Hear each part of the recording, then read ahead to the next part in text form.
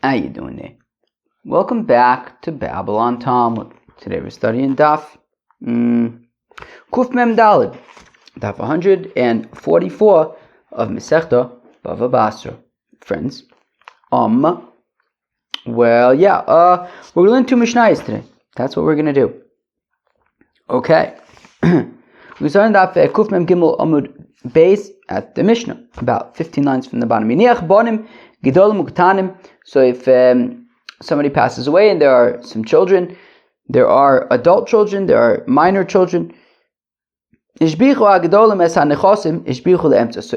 before they divide up the estate, the adults do some business with the property and they make a profit, so the profit is divided among the children, among all of them.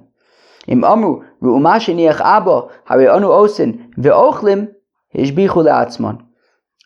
if what they said was, look, our father left us an estate, let's divide it up. But for whatever reason, Bezdin it didn't end up getting divided up. But basically the idea was, what does Rashbam say?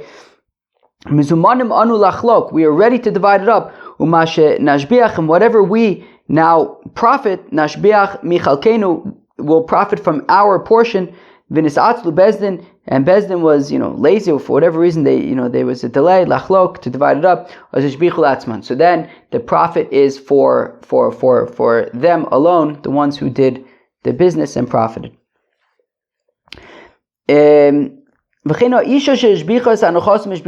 Similarly, a woman who inherits, so the Gemara is going to point out that we're talking specifically about a woman who inherits. There's a few scenarios where that could be. For example, if the husband said to his wife that she's going to inherit together with the rest of the children.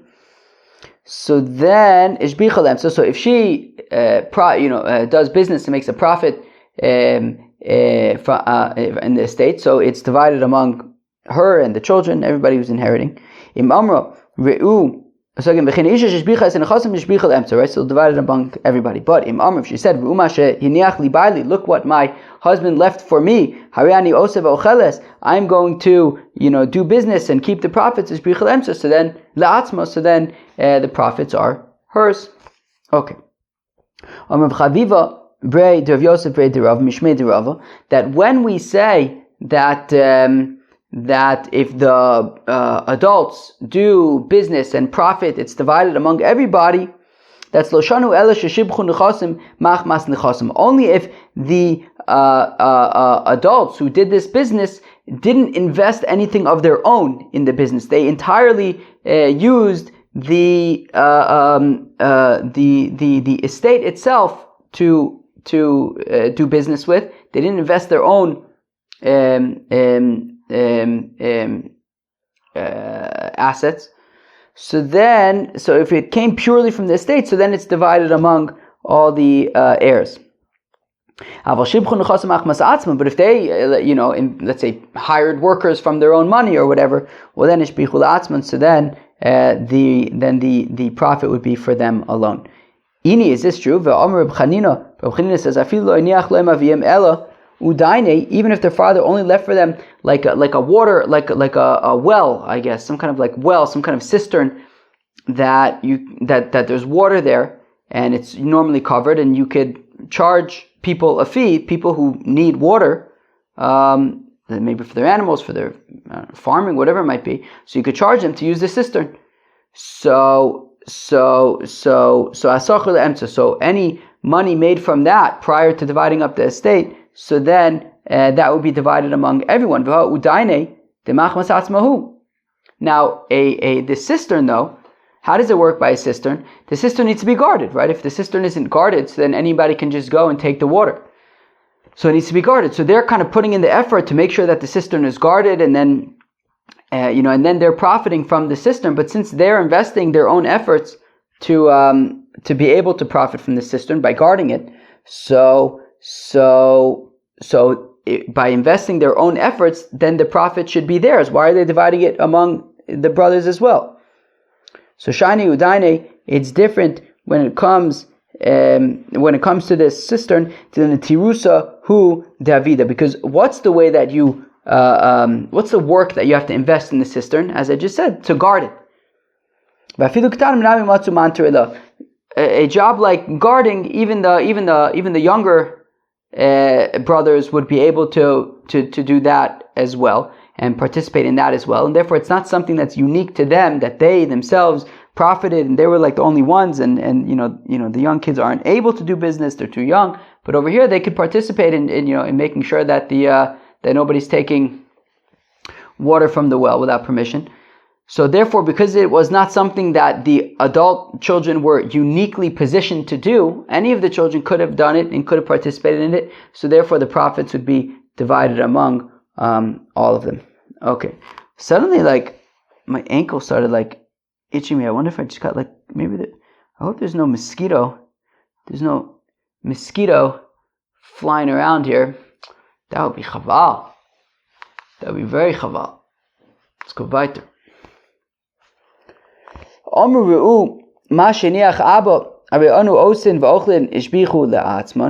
if they said that, if they say, hey, look, our father left us an estate, let's divide it up, and any profits that we make will be ours, then any profit that they make is theirs alone. Rav Safra shavak avu azuzeh. So Rav Safra, his father passed away, and left money for the estate. Shaklinu Ovid Bu Iska. So if Safra took the money and he did business with it and he profited. So then his brothers came and they took him to Bezdin to say, hey, we should have a share in the profits, right? We haven't yet divided up the estate. You used the money to do business. You profited. That we should all be able to partake in the profits, to receive a share of the profits. Kami Rava, so they came to Bezdin to Rava. Amalu, and Rava says to them, Rav Safra gava Rabba hu. Look, Rav Safra is a great person, right? He's learning all day. Lo shavik girsei, he wouldn't stop studying v'tarich lachrinek. He wouldn't stop studying. Meaning he's a person who studies all the time, and he's trying to maximize the amount of time that he has to be able to learn Torah. If he's investing money in a business, he wants to maximize his profits so that he can get right back to the Beis HaMedrash and learn Torah. And therefore, it's ke'ilu. It's as if, by knowing Rav Safra, we know, you can assume that it's essentially, it's as if he said, I'm going to take this money and invest it, and whatever profits are going to be just for me. And that is why the profits would be just for him.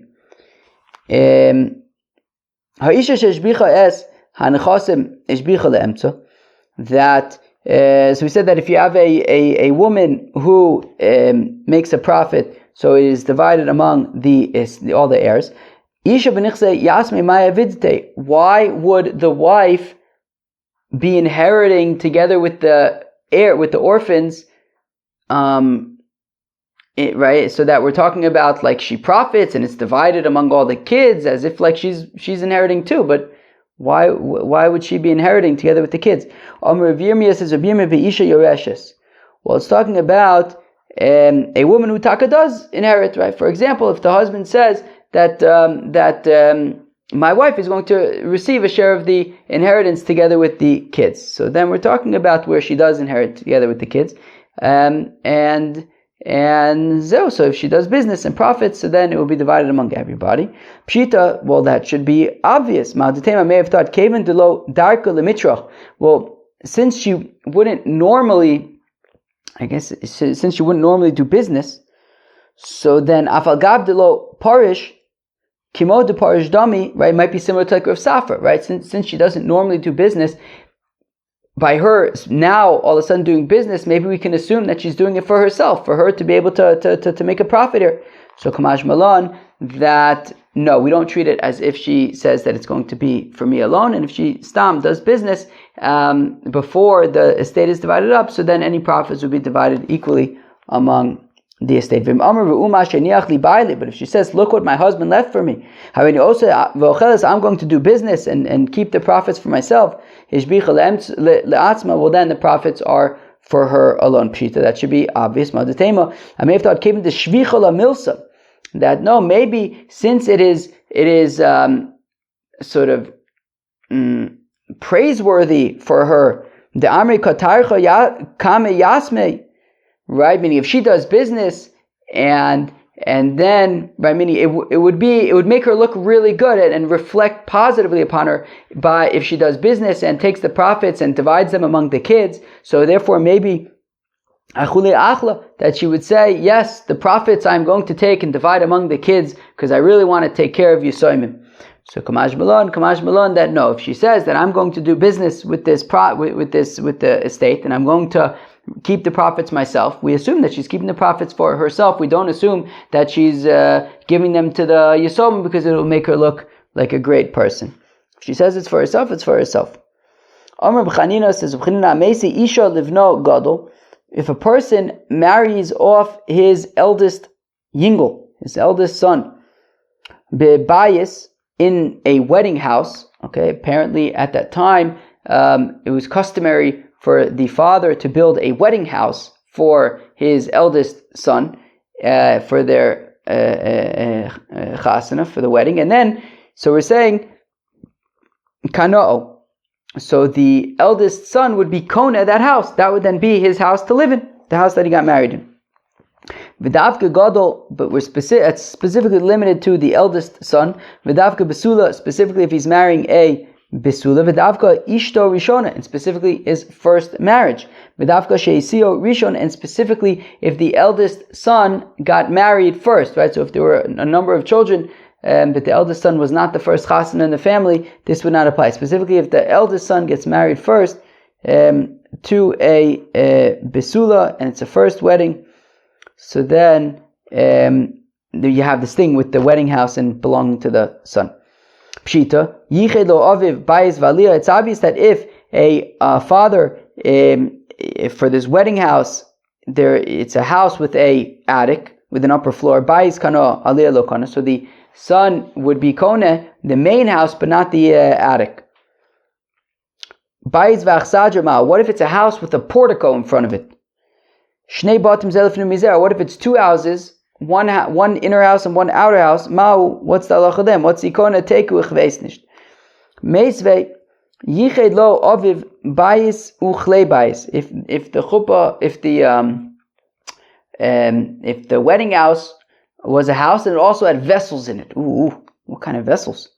Klei bayis kona bayis lo kona. Oh, so we're saying that he's only kona the vessels of the house, but not the house itself. That contradicts what we just said, that he would be kona the house itself. Says Rabbi Yirmiyah, well, for example, if the father's he would stored important things in that house, well then clearly when he uses the house, he didn't have intention to be giving it to his son, so then the son would not be kona the house. Nadoi Amri, the Nardaeans say, afilu shoiv chadiyone, even if there was a dovecote in the house, so then that would be an indication that the son would not get the house. Even if there was a container, like a bucket of fried fish in there, he would not get the house, because that would be an indication that the father is retaining it for himself. Ma'azutra married his son off, Vitala le sanzla, and he hung some kind of sandal there or something to indicate that he is still using the house and that his son, it doesn't belong to his son. Ravashi ansve lebre Vitala le ashisha de mishcha. Ravashi married off his son and he hung a cup of oil, also to indicate that he still has the house, he's still using the house and that it won't belong to his son. Marzutra says, Hani tlas mile, the following three things, Shavinu Rabban Kilch Saplotaima, the rabbis made them as if they're like Halach Moshe Misina, Kielu, meaning the rabbinic injunctions, but they Kielu treated them just without having, even though it doesn't necessarily make sense per se, but they just said this is the halacha. Chadaha, the first one being this one, that a son who gets married, if he's the first son and it's his first marriage, etc., so then he gets the house. Idach, the next one is the Amar of Yudah Amar Shmuel HaKosef is Nechasav L'ishto Lo Asa Ela Apetrope, that if a person writes all of his estate to his wife, he's not actually giving it to his wife. His heirs, his kids would still inherit it, but his wife would be their representative, their Apetrope. Idach, and the third case is the Amr Rav Monali Biyadcha Tanei Lefloni B'Maimet Shloshton Kana, that if Ruvain owes Shimon money and they're like at a chasna or something, and Shimon says to Ruvain, you owe me $100. Why don't you give it to Levi? And Ruvain, Shimon, and Levi, they're all standing together, schmoozing, drinking Shirley Temples, and so you have Ruvain and Shimon and Levi there, and Shimon says to Ruvain, you owe me $100. Give it to Levi. So then Kana, Levi is Kona, even though there wasn't actually any kind of Maaseh Kinyan. That's the third thing, that's the halacha, without any particular reason, as if it's like a halacha Moshe Misinai, that this is simply the halacha. Okay. Next Mishnah. Achin ashutfin shnafal echad me'en le'umnis. So if you have brothers who are, you have two brothers who are heirs, right? They were two brothers who the father passed away, and now they're heirs. Shnafal echad me'en le'umnis, and one of them landed a gig. And the Gemara is going to explain that Be'etzim, this is like a gig that they get because of like their father, essentially, right? That every household would have to do certain activities for the king, and because of their household, so it was upon them to do this particular activity for the king, for which they would receive payment, which they would get paid. But this job is only on account of the household, right? So one of them goes and does the work, so that profit, because it's coming not through the one who particularly did the work, but on account of the fact that it is their family that was called upon to do this work, so that profit would be divided among both brothers. Nafalem, so it would be divided among them. Cholav Nisapi, if one of the brothers got sick and then he got healed, Nisapi Mishalatzmo, he has to pay for his own medical bills, and the Gemara is going to explain this. Says the Gemara, Tana ay umnis lu'umnis hamelech. When we talk about that one of the brothers gets hired, it's talking about getting hired for the work of the king. Okay, let's go weiter. Right? So for example, if one of the brothers was appointed by the king to be a tax collector for the month, or some kind of an officer, so if he was appointed to that position because one of the brothers was going to get appointed to that position because their family would get appointed to that position, well then, le'achin, it's divided amongst all the brothers, because it's not specific to this one who got appointed specifically, but rather to the family. But if he got appointed to his position on account of himself, because he's just the best, most suited person to do this job, well then the profits are his alone. If it's on account of the family, of the brothers, collectively, so then it's divided among them. So that's obvious. Well, it's talking about a scenario where one of them, even though yes, it's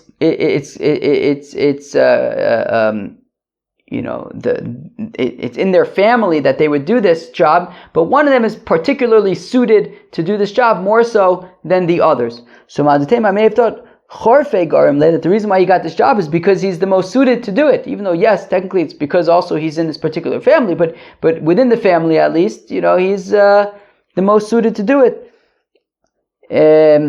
Right, so therefore Kamash Malan, right, and that's why he specifically got the job, but Kamash Malan, that no, because it's coming through the family, that their family is called upon generally to do this, to have this position, so that therefore it is divided among the family, even though he might be really smart.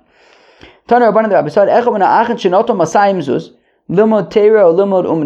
the brothers took 200 zuz from the estate in order to have money to support himself while he goes to study Torah or to go and study a profession, so his brothers can say to him, wait, you can't do it. You can't just take 200 zuz from the estate and go and to support yourself while you're studying either Torah or a profession. Right, they could say to him, look, if you're with us, living with us all together, so then you'd be entitled to eat with us and get food with us and other bills paid together.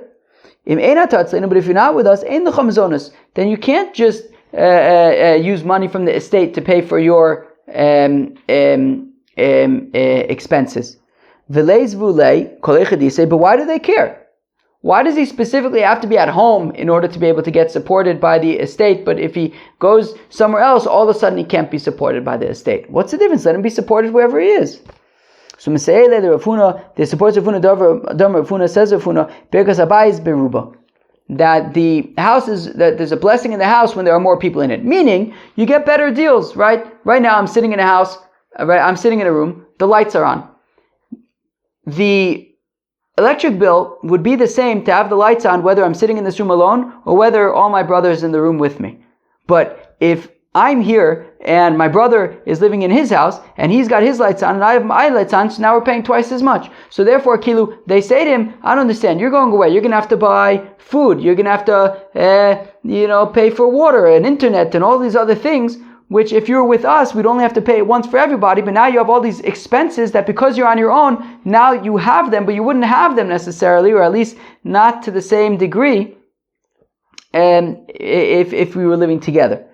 So, okay, but still, why don't, okay, fine, I get it, right? Yes, they shouldn't be responsible to pay for his entire electric bill. But why don't you say, look, if he was living with you, so yes, maybe, it would be less, right? Because you would share, at certain times you would share the electric bill. Basically, there would be some unique electric bills, right? He's in his room, he turns on the light, that's specifically for him. But if he's in the main room and everyone's in there together with the lights on, then he wouldn't. So, there would be some of the estate going towards his bills, but it would be less. Different than if he's in his own place where Mamish needs to, have his own refrigerator going and stuff, whatever it is. So at least give him, whatever he would have gotten as if he was living there, at home. So they say, true. He could get the same level of support that he would have gotten had he been at home. If he got sick and he had medical expenses to get healed, so then it's his responsibility to pay for himself. That's only if he got sick out of negligence of Abba Ones. But if he got sick because he got sick, well then then he would be able to get his medicine paid for by the estate. I assume that all this is talking about when they haven't yet divided up the estate. What would be considered being negligent? Everything is in the hands of heaven, except for cold drafts. Because if you go out in the winter without a coat on and you get sick, that's your fault. Cold drafts are in the way of a foolish fellow. Somebody who guards his soul will stay away from them. That was Daf Kuf Mem Daled of Masechta BavaBasra. Peace out.